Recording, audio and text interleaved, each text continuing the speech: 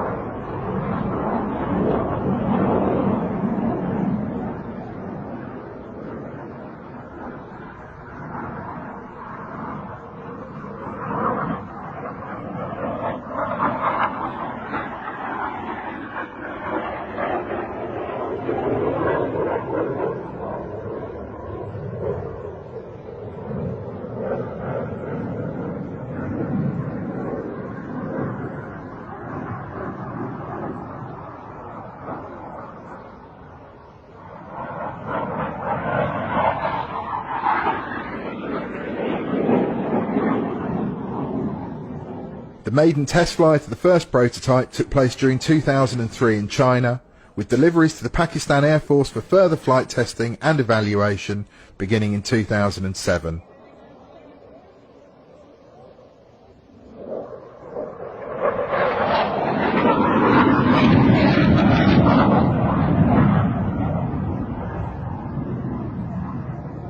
The aircraft's first airshow demonstration also took place that year in Islamabad, and the Pakistan Air Force's first JF-17 squadron officially stood up in February 2010.